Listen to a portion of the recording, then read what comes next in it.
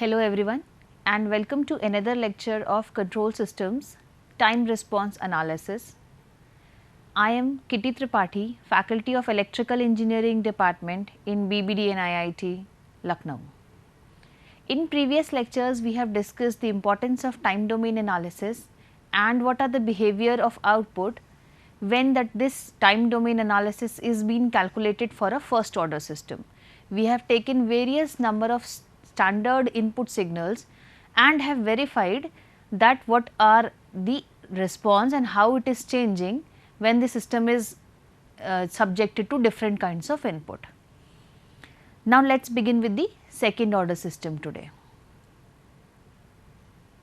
Now, we know what is the order of a system. That means how do we define what is the order of a system? तो basically हम लोग क्या कहाँ से order verify करते हैं? हम लोग ट्रांसफर फंक्शंस वेरीफाई करके ऑर्डर वेरीफाई करते हैं. The order of the transfer function gives us the order of the system. Hence, if it is of a second order system, then the overall control system is called as second order systems. Now, what is the difference there and here in terms of complexity? So, definitely if we are increasing any pole or zeros, number of poles and zeros in a system, and we are increasing the order of any kind of equation, it is much obvious then that the simplicity get reduced. The more we increase the order, the more complex it becomes. What else it is important? It exhibits a large range of responses. So, it is very crucial and important to analyze such kind of systems. Second order and higher order systems are thus of more practical utility and important in utilization. Now, how do we get it? Yeah, what are the changes which we need or which we can see? So, we say that there is a variation in the time constant and DC loop gain. We did it in previous lecture for first order systems, and we said that by changing that system the values of t and k, where t was time constant and k was DC loop gain. So, by changing these two values, what we were doing was we were varying the parameters of first order system when subjected to a fixed input. We have seen that in previous lecture. Not only this, we have also changed the various types of standard input signals, and then also we have verified. What we observed was, what we observed in the output in the previous lecture. We observed about the change in the speed and the offset of the response, how sharp that response is received in terms of time domain, and what are the factors on which it was dependent upon? It was dependent upon this time constant and loop gain. तो ये दो values हम जितना भी change कर रहे थे उसके हिसाब से हम लोगों को क्या मिल रहा था? रिस्पॉन्स का ऑफसेट चेंज हो रहा था, एज वेल एज स्पीड भी हमें चेंज होती दिख रही थी. We have seen in graphs at the end of the previous lectures, जहाँ पर ये क्लियर दिख रहा था कि how we are changing the values of K and how sharpness of the graph is varying, right. So, these were the parameters which changed, and then we got a different kind of response for one kind of input only. Now, the question arises, what do we have to do here, or on what factors are on what parameters are the second order system dependent upon. So, let us see. Second order system में जो parameters होते हैं वो दो parameters basically हम कहते हैं. The parameters are second order system is very different from what it is here in the first order system. In first order system we have considered time constant and DC loop gain. In second order system we change the parameter, we do not use this time constant and DC loop gain, but on the contrary we use here a term called as natural frequency and a term called as damping ratio. तो इन दो pattern या इन दो parameters को use कर रहे हैं हम system को डिफाइन करने के लिए. तो इसमें हो क्या रहा है, जो हमारा फॉर्मेट है जो फर्स्ट ऑर्डर सिस्टम का था उससे कम्प्लीटली डिफरेंट पिक्चर हमें यहाँ देखने को मिलेगी when we will be doing second order systems, right.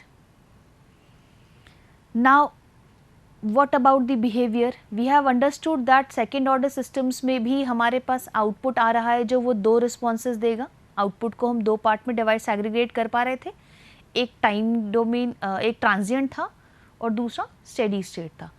In the second order systems also we are going to divide it into two parts only. One will be time domain and other will be frequency. One will be the transient responses and other will be the steady state response, right. Now, what we generally view from the second order system? So, basically it displays the characteristics of the system. Obviously, first order system was also doing so. This will also be doing the same task. Why are we doing it? So that we can understand the characteristic. The more the output characteristic and dependency on various parameters are informed with us, the more controlling we can do for that system, right. So, here we will be able to identify on what are the factors it is responsible, and this second order system outputs are oscillatory in nature, okay, as well as we will see that it is sinusoidally oscillatory in nature. So, what happens that there exists a oscillation, and that too, that oscillation is a damped oscillation. Damping is a term where we say that peak of the oscillations are gradually decreasing or increasing in the system, that is called as damping. Okay. So, when we receive this output response for a second order system, we see that there is a term called as damping, and that signifies or characterize a lot about the transient response of the system. Why? Because this damping is like changes in the output, and when this changes will die out, what will happen? It will reach to a steady state value. So, that means we are very much important to understand what is the damping, what is the effect of this damping, how is output changing with respect to damping, such that we can closely watch what is the transient response of that second order system, so that we can control that transient response and make our output quicker to attain the steady state value, right. जितना fast हम steady state value को attain कर पाते हैं, उतना system को better बोलते हैं. जितना final value हमें fastly मिल जाए, उतना better system. जितना fast मिलेगा, that will be dependent upon हम transient response को कैसे control करते हैं. And for that, in this second order system, it is very much important for us to understand this term called as damping. Now, see here, this is a general expression for a second order system. Now, when we take a second order system, we express the open loop transfer function gain of this second order system in general cases as this format. This is general expression for second order systems. That means, here we are saying that value of Gs is equal to omega n square upon S into S plus 2 zeta omega n, where this omega n is natural frequency of the system and zeta is defined as the damping coefficient, right. So, this is the open loop gain of the system. See here, it clearly depicts that this is also of the order 2. Now, what about Hs? For simplicity, we are taking this feedback gain as unity. We can see in this diagram that this is a representation of a closed loop control system, right. And for a closed loop control system, we determine output as Cs upon Rs is equal to Gs upon 1, since it is a negative feedback. So, it is 1 plus H of S into G of S, right. This Hs here is 1. So, substitute this value of Gs in this expression here, what you will get is this expression, which is the standard expression for a transfer function of a second order system indicated as omega n square upon S square plus 2 zeta omega n S plus omega n square. What is omega n here? Omega n is, as we have told, that it is called as the natural frequency of the system. It is the undamped natural frequency, to be precise. If you want to say, we are not considering damping element in this omega n factor, and hence we can also call it as undamped natural frequency of the system. ठीक है. It is the frequency of the system when there is no oscillations present. In this way we can understand this value of omega n. What about zeta? Zeta is called as damping ratio of the second order system. Now what does this damping ratio identified as? How do we correlate this term with the known informations about the system? So if we say that damping ratio is a measure of degree of resistance to the change in the system output, right. So this, in this way we have related the existing knowledge with this term called as damping ratio. Now let us see this expression. Can we determine zeta and omega n from here? If we want to determine what is the natural frequency of this expression and what is the damping ratio of this system, can we do that? Let us see. See here, what is this? This is an expression of a standard second order system. It is in the precise exact format of a standard of expression of second order system. What was standard expression of second order system? It was this: omega n square upon s square plus 2 zeta omega n s plus omega n square. What can we do? Compare. Compare both the expressions, this one and this one. When we are comparing both the equations, what is the thing we are observing? We are observing that this omega n square is equal to 4, right. So what can we say about omega n? It is 2 and the unit is radian per second. So it is 2 radians per second. What about zeta now? Compare the denominator of the standard transfer function with the denominator of the given system. What will happen? This is s square plus 2s plus 4. Let us compare this with s square plus 2 zeta omega n s plus omega n square. What can we do? Cancel out the common factors both the sides. What do we get? Since omega n square is equal to 4, we have cancelled out that also. What are we getting? 2 zeta omega n is equal to 2, right. 2 zeta omega n is equal to 2. Now we are having clear information of what is omega n. Can we substitute it here? If we substitute, what can we get? Value of zeta, simple. Zeta omega n is 1, see it is 1.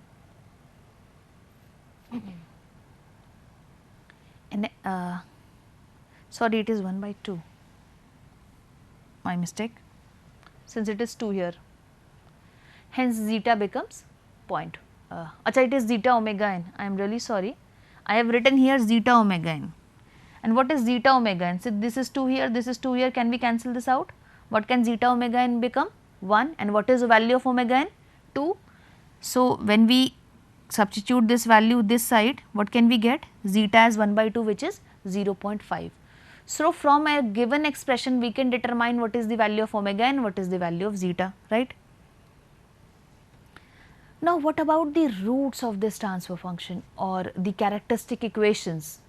Let us see what was the characteristic equation or what was exactly the transfer function of the standard second order system. It was something like this: omega n square upon s square plus 2 zeta omega n s plus omega n square, right. We are not too much worried about natural frequency. Why? Because for a mathematical modeling of a system, the minute we have modeled that system, we are going to get a particular value.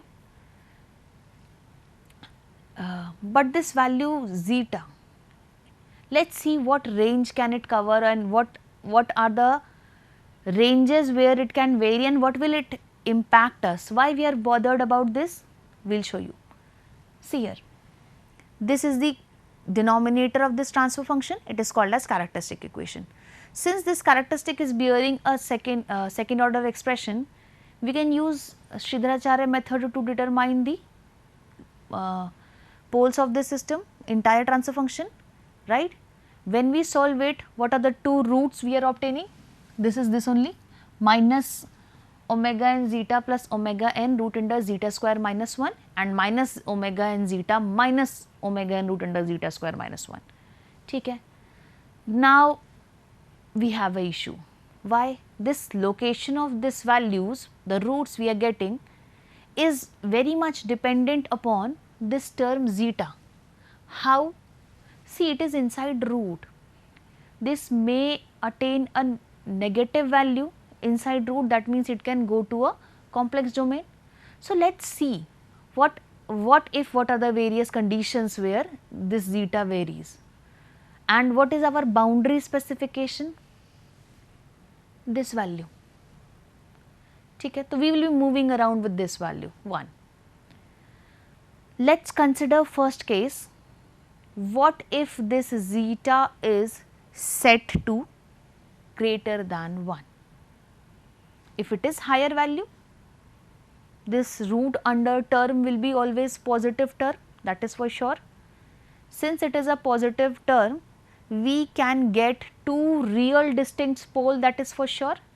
If this term is, if this second term, since this is greater than 1, right, this term is going to be positive always, and when this term is going to be positive, it is going to be positive always, it is not going to be imaginary, that means this term is real, and hence we can say this is a real pole, and as well as distinct as well, because of the two notations we are receiving here. Now, where it will lie, it depends upon the conditions, whether this first term is greater than second term or second term is greater than first term. On solving, we can see whether it is lying on the left half of S plane or it is lying on the right half of S plane. But one thing is for sure, that we will be getting real and distinct poles, right? Maybe on the left side or maybe on the right side, depends upon situation. So, this condition is called as over damping, and in this case the second order system is said to be over damped. That means the over damped category is the category where zeta is greater than 1. अब बात करते हैं second category की. वही दो roots हैं equation के, characteristic equation के, same values. Now we are setting it to something else. Second case is called as under damped case. See here, the prescribed book from the AKTU syllabus, which is at the point number 1, has mentioned this on page number 169. We can verify that, right? What about under damped systems? Now under damped systems में हम लोग zeta का जो range रखते हैं, that we consider as between 0 and 1, right? In this under damped system, what happens is the system is having two complex conjugate pole. Okay, how can we say that? See, if it is lying between 0 and 1, this term is going to be always smaller than this value, right? क्योंकि उसका maximum value ही 1 से below है, तो जो भी value आएगा that will be always less than this term, right, 1. What can happen then? What can happen then? This root under will have a negative term, minus of root becomes what? A complex entity. Thus we are saying that this is giving a complex pole.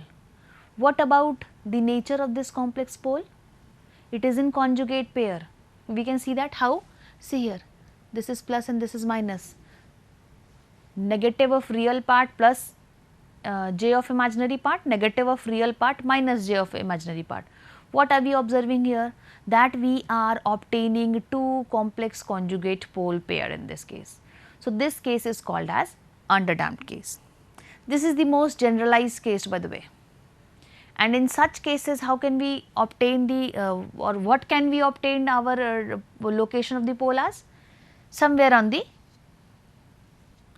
imaginary side, maybe on the left half, maybe on the right half, depending upon situations. Next category is undamped. What is the undamped condition? Again, let's see here. We are taking the roots of the characteristics equations once again. Here zeta का value फिर से कुछ set करना होगा हमको. Undamped, undamped मतलब damping नहीं है. डैम्पिंग नहीं है का मतलब value of this zeta is equal to 0, right? Now what if we substitute this value as 0? What are we getting here? Root under -1. ठीक है. What happens? Omega n zeta plus omega n root -1. Similarly, we have minus of root -1. And what is root under -1? Complex j. We can write it as omega n zeta plus minus omega n j. So, what are we getting?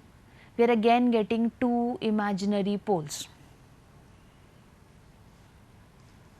Since it is on having no real part, if it is having no real part, it will be lying on the exact imaginary pole. If it is having a real part, it lies anywhere else. But we are for sure that in undamped case, we are having two imaginary poles entirely. Okay. Why it is on imaginary axis only? I hope it is clear, because what we have substituted? Zeta as 0. 0, 0, right? And that is why in this figure we are showing this on the imaginary axis. Now, what if it is exactly equal to 1? This case is called as critically damping case. Now, what if it is exactly equal to 1? What are we going to get? We are going to get two poles on the same location. Why? Because this term is going to vanish, these both terms in both the roots. So, the real part is same, that means it is having a real pole first of all, and that too coinciding on the same places. See, here we can see real pole coinciding on the same places, and thus it is called as the critically damped case where the value is 1. So, basically what we have understood? We have understood that we are considering 4 cases for zeta. First, zeta is greater than 1. Second was zeta is between 0 and 1. Third was zeta is exactly equal to 0, and fourth is zeta is exactly equal to 1. So, this damping ratio, when it varies, we are varying the transfer function's nature, or the roots of the transfer function are varied, and hence we have to pay attention while we are obtaining output response when this zeta is in which category it is lying. Because why we are considered? Because since the transfer function is having this term zeta as it is, as in the format of their characteristic equation, right? What was the characteristic equation, by the way? It was s square plus 2 zeta omega n plus omega n square, right? वहाँ पर क्या exist कर रहा है? Zeta. What is happening with that zeta? It is varying in various cases, and when it is varying in these all 4 various cases, what is exactly happening there? What is exactly happening is the nature of the roots is changing. It is either tending to real values completely, or it is imaginary value completely, or it is lying on the imaginary axis completely. So, the analysis is also going to change accordingly as the location of the roots are changing, right. Now, let us see some important terms according to the response which is obtained in a second order systems. See, this is the expression in the format of a graph which is representing a second order system output. Now, how do we get that? We will be seeing in upcoming lectures, but let us just mark few values or few terms in our brains before proceeding. First things first, in generally we get general cases as underdamped systems. That means the value of zeta is lying between 0 and 1. Second thing we are having of importance here is omega n. So, we are saying that this value of omega n is greater than 0. For this, if we draw a second order system response, we get a curve like this. But please pay attention, we also are dependent hugely on the standard input signals. So, in this case we are particularly considering standard unit step signal. ठीक है, तो अगर हम standard unit step signal consider करते हैं तो हमें कुछ ऐसा ग्राफ मिलता है. ठीक है, what can we see here? See, there are few points. See, the graph is, if this is the reference value and this is the desired value which is to be attained. See, it is attaining after certain changes. This is changing and then it is attaining to a value. What is this change characterized as? The transient part, and after this will be steady state. ठीक है, transient part को अगर हम divide करें तो हमारे पास basically 4-5 parameters हैं जिनमें हम बात करते हैं. First is called as delay time. See what it is? It is when the output is at value 0.5. Next is the rise time. What is this rise time? What is this rise time? See, the value of output when it is equal to 1. Then at the time when output response is equal to 1, we say it is rise time. What is peak time? See here, the time at which the output responses reaches to its first peak. Ts, what is settling time? See, when it is reaching the steady state in an allowable tolerance band, till that point the time where it reaches in that tolerable limit is called as settling time. One more term is important, which is maximum overshoot. What is this? See here, it is the difference between this value at peak and the value which is desired, which is 1 here, right. So, these are the parameters which we will be discussing in detail in the upcoming lectures. Thank you. But before moving on to the end, I would like to just quickly mention one more thing before I end this lecture, and that is we are very much dependent upon zeta to change in this curve or whatever happens. For suppose if this damping is here, it is underdamped. What if this damping value is equal to 0, this damping coefficient value is equal to 0? There will be large change in the shape or appearance of the graph. So, we are taking here responses in the sectional categorize, right. So, here only we have this graph is only representing underdamped systems. We have to check and see what are the various outputs which is being obtained when this damping value is changed. One more last thing before I leave today's lecture is, why are we taking unit step input? Why not various other test signals? Why in general conditions I have told you that we will take unit step only? That is because it is not that we cannot take any other system. We are taking unit step input only because of the two reasons. First reason is because unit step is very easy to generate. Okay. It is very easy to generate. And second thing is, since it is easy to generate, we are using, this is not the only factor. Second important thing is that it does not have initial values, no initial values, initial conditions do not exist. Why? We know na, step response के t equal to 0 पे it is 0, at t equal to मतलब less than 0 पे 0 है, t equal to 0 से onwards what is happening is, it is giving a particular step value. If this is magnitude is equal to 1, then we say it is a unit step value. So, at from t equal to 0 onwards, it is giving a value, before that it is not giving value. Thank you.